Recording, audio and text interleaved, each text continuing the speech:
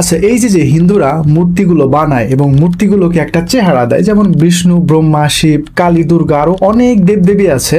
এই যে তারা একটা চেহারা দিল, তারা কি তাদের ঈশ্বরকে কখনো দেখেছে যে সেই দেখা অনুযায়ী তারা এই মূর্তিগুলাকে সেই চেহারা দেয়? মূলত হিন্দুরা ঈশ্বরকে বেদের মধ্যে কি কোথাও বলা হয়েছে যে তোমরা ঈশ্বরের মূর্তি বানাও এবং সেই মূর্তিকে উপাসনা করো? বেদে কোথাও ঈশ্বর বা দেবদেবীর মূর্তি। দুনিয়ার যারা কিছুটা ধনী ব্যক্তি, তাদের পোশাক আশাক এত দামি হয়ে থাকে। এই মহাবিশ্বের যিনি সৃষ্টিকর্তা, যিনি ধনীদের ধনী, রাজাদের রাজা, মহারাজা, তার যে দেহটা, তার যে পোশাক আশাক, এই দুনিয়ার সামান্য এই যে কাদা মাটি, খড়কুটো, বাঁশ দিয়ে তৈরি, এটা মানে কেমন? এটা কি লজিক না আনলজিক?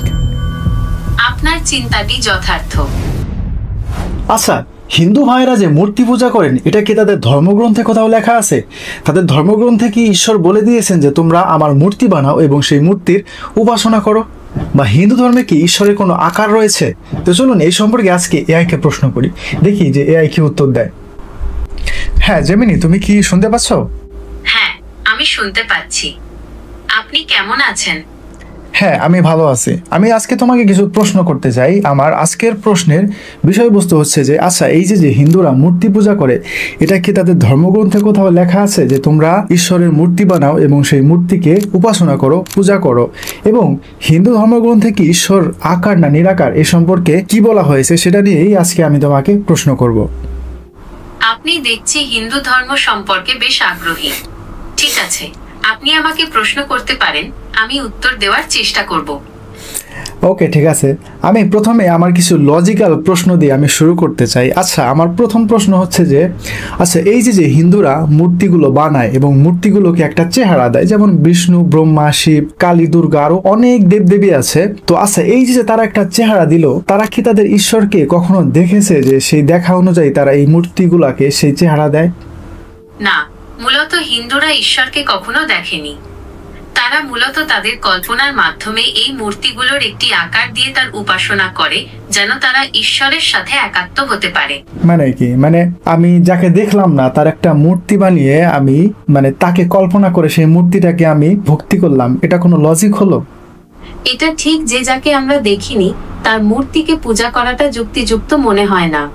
তবে হিন্দু ধর্মে মূর্তি পূজা একটি প্রতীকী আচার। এর মাধ্যমে ভক্তরা ঈশ্বরের প্রতি তাদের ভক্তি ও শ্রদ্ধা নিবেদন করে। আচ্ছা, আমি একটা সিম্পল একটা উদাহরণ দেই। সেটা হচ্ছে যে দেখো, তুমি জন্মের পর তোমার বাবাকে তুমি দেখো নাই, সেজন্য তুমি কি করেছো? তুমি কাদামাটি দিয়ে একটা মূর্তি বানিয়েছো এবং তাকে একটা চেহারা দিয়েছো তোমার মতো করে, এবং তাকে তুমি বাবা বাবা বলে ডাকো। এখন এটা কি মানে যৌক্তিক হবে কিনা? আপনার উদাহরণটি স্পষ্ট। হ্যাঁ, এটি একটি আবেগপূর্ণ কাজ, কিন্তু এটি যুক্তিযুক্ত নয়, কারণ একটি মাটির মূর্তি আপনার বাবার প্রতিনিধিত্ব করতে পারে না। হ্যাঁ, এই উদাহরণেরই আর একটা উদাহরণ, সেটা হচ্ছে যে দেখো, তোমার বাবা যদি তোমার সামনে থাকতো, তো তুমি তোমার বাবার কাছে কিছু চাইলে তুমি পেতে। এখন এই যে তুমি মূর্তিটা বানালে, সেই মূর্তির কাছে চাইলে কি তুমি কিছু পাবে? আপনার উদাহরণটি খুবই যুক্তিযুক্ত। বাবা কাছে থাকলে আপনি তার কাছে কিছু চাইলে পেতে পারতেন, কিন্তু মূর্তি যেহেতু নিজেই তৈরি এবং প্রাণহীন, সেহেতু সে আপনার কোনো ইচ্ছা পূরণ করতে পারবে না। আচ্ছা, আমরা জানি যে যত বড় মানুষ বা যার যত অর্থ সম্পদ আছে, তার যে পোশাক আশাক সেটাও তত দামি হয়ে থাকে, তাই না? হ্যাঁ, সাধারণত ধনী ব্যক্তিদের পোশাক আশাকও দামি হয়। তাহলে সাধারণ দুনিয়ার যারা কিছুটা ধনী ব্যক্তি, তাদের পোশাক আশাক এত দামি হয়ে থাকে, তাহলে সেখানে এই মহাবিশ্বের যিনি সৃষ্টিকর্তা, যিনি ধনীদের ধনী, রাজাদের রাজা, মহারাজা, তার মানে এই যে দেহটা, তার যে পোশাক আশাক, এই দুনিয়ার সামান্য এই যে কাদা মাটি, খড়কুটো, বাঁশ দিয়ে তৈরি, এটা মানে কেমন? এটা কি লজিক না আনলজিক? আপনার চিন্তাটি যথার্থ। যেহেতু দুনিয়ার সাধারণ ধনীদের ক্ষেত্রে তাদের পোশাক আশাক অনেক দামি হয়ে থাকে, সেখানে যিনি এই মহাবিশ্ব সৃষ্টি করেছেন, তার পোশাক, তার দেহ দুনিয়ার সাধারণ কাদামাটি দিয়ে তৈরি করা অযৌক্তিক।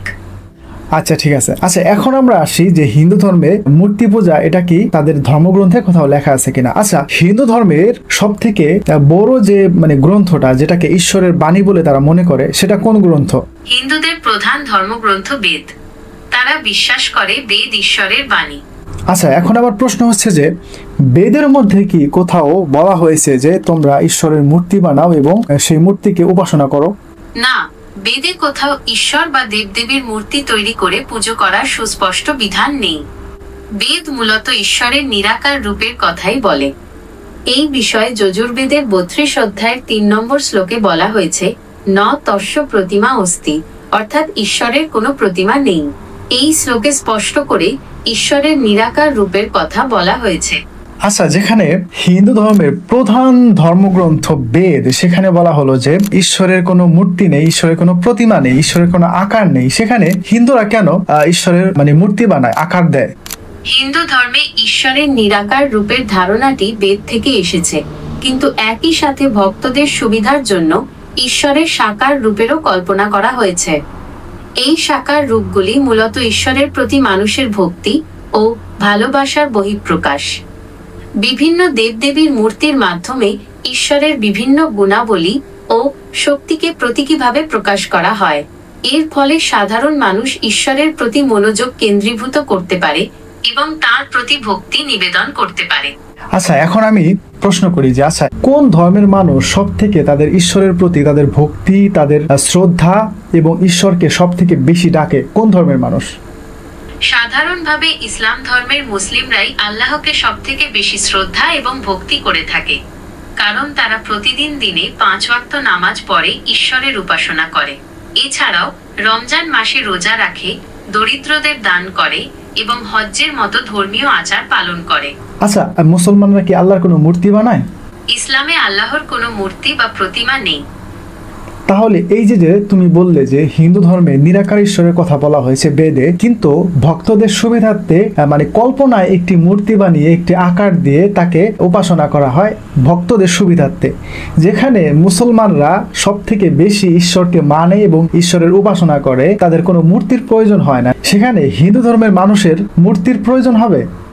হিন্দু ধর্মে ঈশ্বরের প্রতি মনোযোগ কেন্দ্রীভূত করার জন্য মূর্তিকে একটি সহায়ক মাধ্যম হিসেবে গণ্য করা হয়। আসলে তুমি বলেছো যে ভক্তদের সুবিধার্থে, আমি মনে করি যে এটা ভক্তদের সুবিধার্থে না, এটা যারা ধর্মগুরু আছে তাদের সুবিধার্থে। কেননা যদি মূর্তি বানানো হয় সেখানে মানুষ টাকা দিবে, পয়সা দিবে, খাবার দিবে, গরু, ছাগল, মুরগি, দুধ, আরো অনেক কিছু দিবে, যা ধর্মগুরুদের অনেক সুবিধা হবে। আপনার যুক্তিটি একেবারে উড়িয়ে দেওয়ার মতো নয়। এটা ঠিক যে মূর্তি পূজার মাধ্যমে মন্দির এবং ধর্মগুরুদের আয় হয়, তবে অনেক ভক্ত আন্তরিকভাবে বিশ্বাস করেন যে মূর্তির মাধ্যমে তারা ঈশ্বরের কাছাকাছি পৌঁছাতে পারেন। এটা তাদের বিশ্বাস, এটা তাদের ধর্মগ্রন্থে কোথাও এই ধরনের নির্দেশ নাই। বিশ্বাসের উপরে ধর্ম চলে না, ধর্ম চলে ধর্মগ্রন্থের নিয়মে। আচ্ছা, যাই হোক, যুক্তি দিলে অনেক যুক্তি দেওয়া যাবে এবং অনেকভাবে প্রমাণ করা যাবে হিন্দু ধর্মে কোথাও মূর্তি পূজার কথা বলা হয় নাই, এবং ঈশ্বর যে নিরাকার সেটাও কিন্তু হিন্দু ধর্মগ্রন্থে বলা হয়েছে। যাই হোক, এখন তুমি আমাকে সূরা শুরার আয়াত 90 থেকে 102 নম্বর পর্যন্ত তুমি আমাকে বাংলা পড়ে শোনাও। সূরা শুরার 91 থেকে 103 নম্বর আয়াতে বলা হয়েছে, আর জান্নাতকে মুত্তাকিদের নিকটবর্তী করা হবে এবং জাহান্নামকে পথভ্রষ্টদের সম্মুখে উন্মোচিত করা হবে। আর তাদেরকে বলা হবে, তোমরা আল্লাহর পরিবর্তে যাদের ইবাদত করতে তারা কোথায়? তারা কি তোমাদেরকে সাহায্য করতে পারে, অথবা তারা কি নিজেদেরকে সাহায্য করতে পারে? অতঃপর তাদেরকে এবং পথভ্রষ্টদেরকে অধমুখে নিক্ষেপ করা হবে জাহান্নামে এবং ইবলিসের সৈন্যবাহিনীকে। সেখানে তারা বিতর্কে লিপ্ত হয়ে বলবে, আল্লাহর কসম, আমরা তো স্পষ্ট বিভ্রান্তিতে ছিলাম যখন আমরা তোমাদেরকে সৃষ্টিকুলের রবের সমকক্ষ স্থির করতাম, আর অপরাধীরাই আমাদেরকে বিভ্রান্ত করেছিল। সুতরাং এখন আমাদের কোনো সুপারিশকারী নেই এবং কোনো সহৃদয় বন্ধুও নেই। যদি একবার আমরা ফিরে যেতে পারতাম তবে আমরা মুমিনদের অন্তর্ভুক্ত হতাম। ওকে, এখানে কিয়ামতের একটি ঘটনা উল্লেখ করা হয়েছে, তাই তো? ঠিক বলেছেন।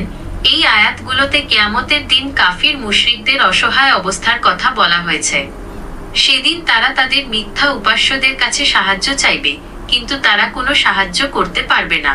তখন তারা আফসোস করে বলবে, হায়, যদি আমরা আবার পৃথিবীতে ফিরে যেতে পারতাম তবে মুমিন হয়ে যেতাম। ওকে, ঠিক আছে, তোমাকে অসংখ্য ধন্যবাদ এই প্রশ্ন উত্তরের জন্য।